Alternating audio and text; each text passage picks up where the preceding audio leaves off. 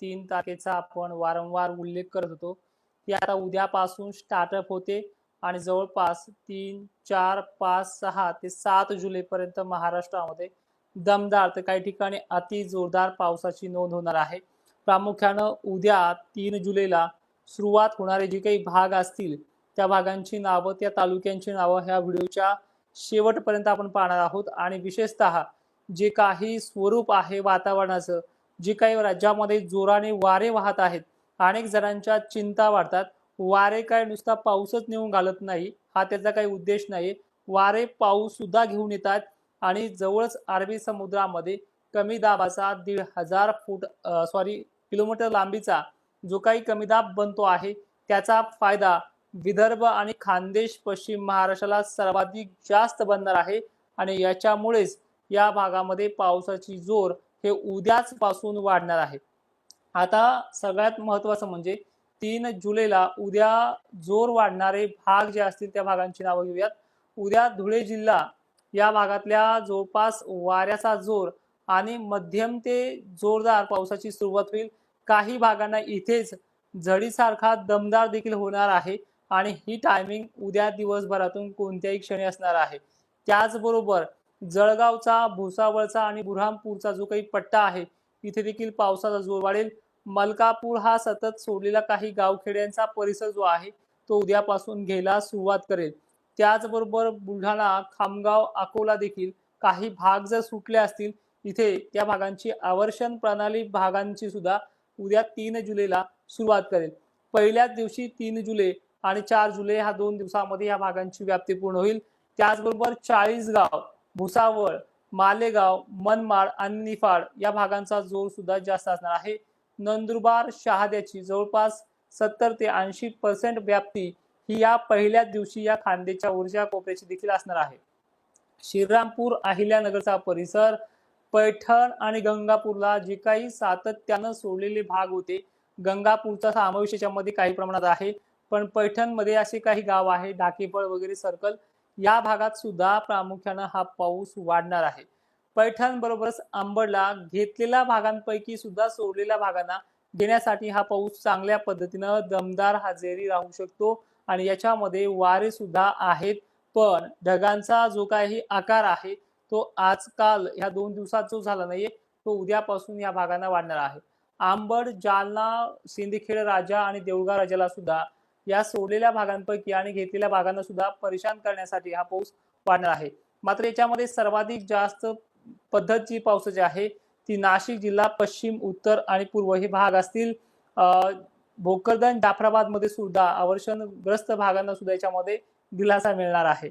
त्यानंतर बुलढाणा, खामगाव, अकोला, कारंजा, लाड, वाशिम, पुसद, हिंगोली, यवतमाळ पर्यंत याची मजल बऱ्यापैकी ते चांगल्या पद्धतीने जाऊ शकतो आणि याचा जोर जो आहे तो उद्या 3 जुलैला दुपारनंतर ते संध्याकाळच्या 8-9 वाजेपर्यंत वाढण्याची शक्यता आहे. परभणी, सेलू, मानवत, पाथरी, बिरसा, गेवराई पट्टा, शहागड पट्टा, अहिल्यानगरचे मात्र उत्तरेकडील भाग बऱ्यापैकी आहेत. त्यानंतर हा पट्टा सध्या पाहिलं आपण नांदेडचा उत्तरेकडील भाग म्हणजे यवतमाळ परिसराकडे जास्त प्रभाव टाकेल आणि संध्याकाळी मध्यरात्रीपर्यंत चंद्रपूर सुद्धा बऱ्यापैकी घेणार आहे. हा 3 जुलैचा जवळपास हा पाऊस आपण या पद्धतीनं वर्तवण्यात केलेला आहे. बीड जिल्ह्याचे सुद्धा मादळ मोहीमध्ये दमदार पावसाचा सुरुवात होईल. पहिल्या दिवशी पेरणीयोग्य हा पाऊस नसणार आहे, कारण की यामध्ये वाऱ्याचा जोर मात्र जास्त असेल. बीड, गेवराई खालचे जे काही परिसर आहेत म्हणजे माजलगाव पट्टे, वडवणी पट्टा, गंगाखेड, परळी पट्टा, नांदेड, वसमत हा 3 जुलैच्या रडारवरती मात्र मध्यरात्रीपर्यंत असणार आहे आणि अहिल्यानगरला सुद्धा दमदार पावसाला सुरुवात होईल. म्हणजे एकंदरीत पहिल्या 3 जुलैला खानदेश, विदर्भ आणि मराठवाडा अर्धा निम्मा, पश्चिम महाराष्ट्र अर्धा निम्मा अशा प्रकारचं स्वरूप हे 3 जुलैचं आहे. यामध्ये 4 जुलैला जवळपास मालेगाव, निफाड, धुळे, जळगाव हा जो की परिसर जो आहे तो भुसावळ हे देखील पट्टे ह्या 4 जुलैला जबरदस्त आपल्या प्रभावाने पावसाची बॅटिंग करणार आहेत. यामध्ये जवळपास सर्व तालुक्यामध्ये 4 जुलै म्हणजे शनिवारपर्यंत हा भाग येतील. म्हणजे उद्या 3 जुलै आणि 4 जुलै ही चांगल्या पद्धतीनं इथे सुरुवात करेल. त्याचबरोबर जळगावच्या सर्व तालुक्यामध्ये, संभाजीनगरच्या सर्व तालुक्यामध्ये आणि बीडच्या एकंदरीत सर्व तालुक्यामध्ये शनिवारी 4 जुलैला हा पाऊस सर्वाधिक जास्त प्रमाणामध्ये असणार आहे आणि येणाऱ्या तारखेपर्यंत तुम्हाला 5 तारखेपर्यंत हे सगळं कंडिशन समजून जाईल. मराठवाडा आणि विदर्भाचा जवळपास पेरणी केलेला भाग सुद्धा आणि पेरणीचा राहिलेला भाग सुद्धा यामध्ये बरा असेल, पण एक विनंती आहे की पाऊस पडल्यानंतरच पेरणी करा, चांगली ओल होऊ द्या, कारण की वातावरण जे आहे ते पूर्ण वाऱ्याचं आहे. काही ठिकाणी जास्त तर काही ठिकाणी मध्यम, पण पेरणी योग्य पाऊस याच्यामध्ये होणार आहे. पश्चिम महाराष्ट्र, घाटमाथा, सांगली, सोलापूर, कोल्हापूर, पुणे या परिसरात मध्यम ते दमदारच पाऊस असेल.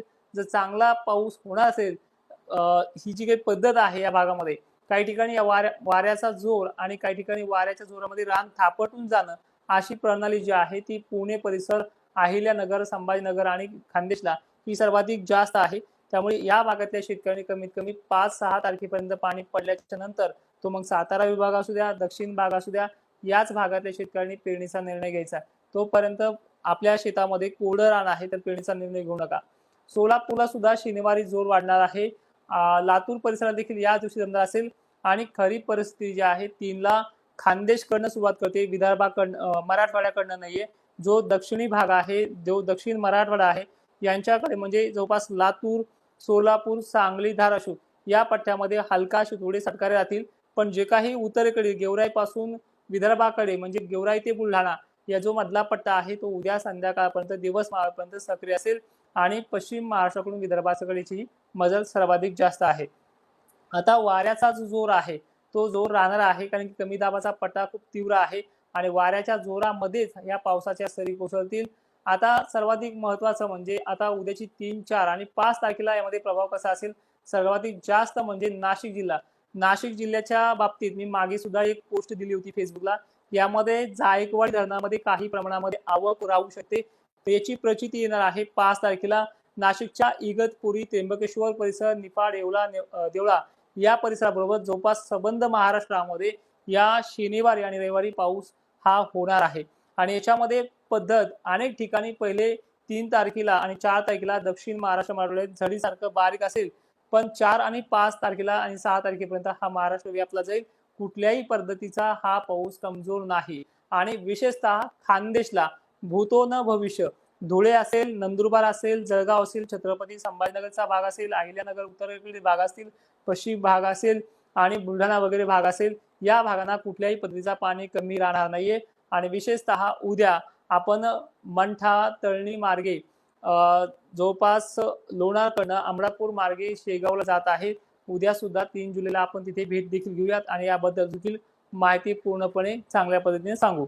तर आता लक्षात घ्या, जवळपास उद्यापासून स्टार्टअप होतोय फक्त खानदेशकडनं आणि विदर्भाकडनं. मराठवाड्याच्या गेवराईपासून उत्तरेकडील भागांना हिंगोली परिसर हा देखील भाग उद्यापासून सुरुवात होते. 3 जुलैची संध्याकाळपर्यंत बऱ्याच ठिकाणी दमदार हजेरी लावेल, पण मराठवाडा सरबदूसाठी 4 आणि 5 तारखे पूर्ण होऊ द्यावी लागेल. 4 तारखेला रात्रीपर्यंत हा पाऊस चांगला बरसायला सुरुवात करेल. काळजी करण्यासारखं मोठं कुठलंही संकट नाही. वाऱ्यामध्ये जो जोर आहे त्या जोराने हा पाऊस ऍक्टिव्ह होतोय. आता थेट आपण उद्या दौरा पूर्ण झाल्याच्या नंतर 4 तारखेला संध्याकाळी लाईव्ह घेऊयात. जय शिवराय, धन्यवाद.